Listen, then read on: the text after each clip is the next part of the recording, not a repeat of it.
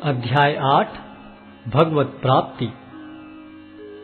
अर्जुन ने कहा, हे भगवान, हे पुरुषोत्तम, ब्रह्म क्या है, आत्मा क्या है, सकाम कर्म क्या है, यह भौतिक जगत क्या है तथा देवता क्या है, कृपा करके यह सब मुझे बताइए।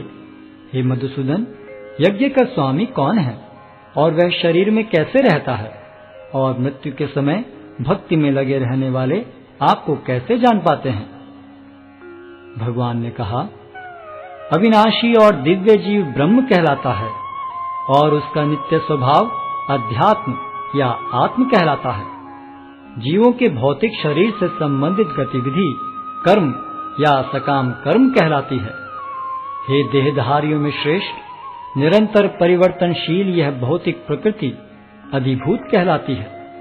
भगवान का विराट रूप, जिसमें सूर्य तथा चंद्र जैसे समस्त देवता सम्मिलित हैं, अधिदैव कहलाता है तथा प्रत्येक देहधारी के हृदय में परमात्मा स्वरूप स्थित मैं परमेश्वर अधियज्ञ कहलाता हूँ।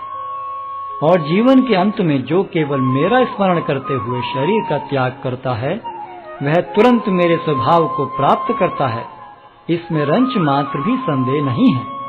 हे कुंती पुत्र, शरीर त्यागते समय मनुष्य जिस जिस भाव का स्मरण करता है, वह उस भाव को निश्चित रूप से प्राप्त होता है।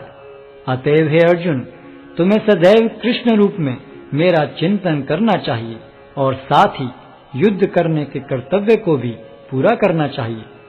अपने कर्मों को मुझे समर्पित करके तथा अपने मन एवं बुद्धि को मुझ में स्थिर करके तुम निश्चित रूप से मुझे प्राप्त कर सकोगे। हे पार्थ, जो व्यक्ति मेरा स्मरण करने में अपना मन निरंतर लगाए रखकर अविचलित भाव से भगवान के रूप में मेरा ध्यान करता है, वह मुझको अवश्य ही प्राप्त होता है।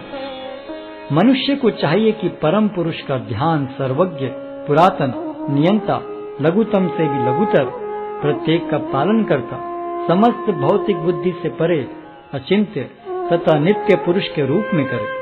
वे सूर्य की भांति तेजवान हैं और इस भौतिक प्रकृति से परे दिव्य रूप है। मृत्यु के समय जो व्यक्ति अपने प्राण को भवों के मध्य स्थिर कर लेता है और योग शक्ति के द्वारा अविचलित मन से पूर्ण भक्ति के साथ परमेश्वर के स्मरण में अपने को लगाता है, वह निश्चित रूप से भगवान को प्राप्त होता है। जो वेदों के ज्ञाता हैं, जो ओंकार का उच्चारण करते हैं और जो संन्यास आश्रम के बड़े बड़े मुनि हैं, वे ब्रह्म में प्रवेश करते हैं। ऐसे सिद्धि की इच्छा करने वाले ब्रह्मचर्य व्रत का अभ्यास करते हैं। अब मैं तुम्हें वह विधि बताऊंगा जिससे कोई भी व्यक्ति मुक्ति लाभ कर सकता है। इस योगाभ्यास में स्थित होकर तथा अक्षरों के परम संयोग यानी ओंकार का उच्चारण करते हुए यदि कोई भगवान का चिंतन करता है और अपने शरीर का त्याग करता है, तो वह निश्चित रूप से आध्यात्मिक लोकों को जाता है।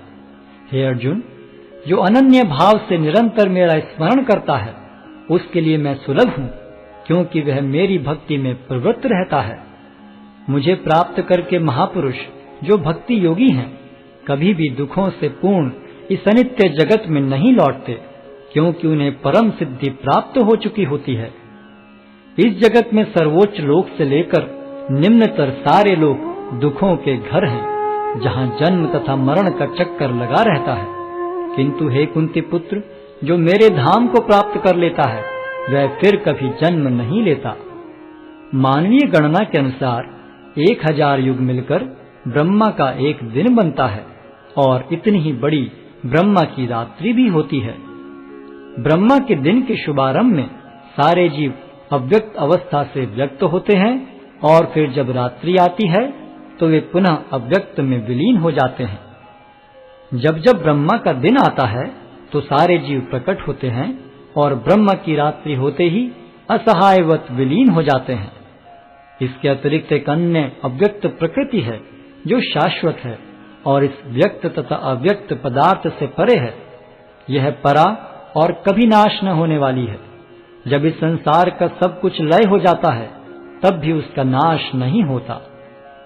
जिसे वेदांती अप्रकट तथा अविनाशी बताते हैं, जो परम गंतव्य है, जिसे प्राप्त कर लेने पर कोई वापस नहीं आता, वही मेरा परम धाम है। भगवान जो सबसे महान है, अनन्य भक्ति द्वारा ही प्राप्त किए जा सकते हैं। यद्यपि वे अपने धाम में विराजमान रहते हैं, तो भी वे सर्वव्यापी हैं और उनमें सब कुछ स्थित है। हे भरत श्रेष्ठ, अब मैं तुम्हें उन विभिन्न कालों को बताऊंगा जिनमें इस संसार से प्रयाण करने के बाद योगी पुनः आता है अथवा नहीं आता। जो पर ब्रह्म के ज्ञाता हैं, वे अग्निदेव के प्रभाव में, प्रकाश में, दिन के शुभ क्षण में, शुक्ल पक्ष में या जब सूर्य उत्तरायण में रहता है, उन 6 मासों में इस संसार से शरीर त्याग करने पर उस पर ब्रह्म को प्राप्त करते हैं। जो योगी धुएं, रात्रि, कृष्ण पक्ष में या सूर्य के दक्षिणायन रहने के 6 महीनों में दिवंगत होता है, वह चंद्रलोक को जाता है, किंतु वहां से पुनः चला आता है। वैदिक मतानुसार इस संसार से प्रयाण करने के 2 मार्ग हैं, एक प्रकाश का तथा दूसरा अंधकार का। जब मनुष्य प्रकाश के मार्ग से जाता है तो वह वापस नहीं आता, किंतु अंधकार के मार्ग से जाने वाला पुनः लौट कर आता है। हे अर्जुन, यद्यपि भक्तगण इन दोनों मार्गों को जानते हैं, किंतु वे मोहग्रस्त नहीं होते, अतः तुम भक्ति में सदैव स्थिर रहो।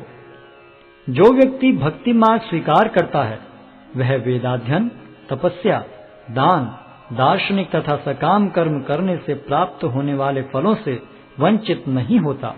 वह मात्र भक्ति संपन्न करके इन समस्त फलों की प्राप्ति करता है और अंत में परम नित्य धाम को प्राप्त होता है।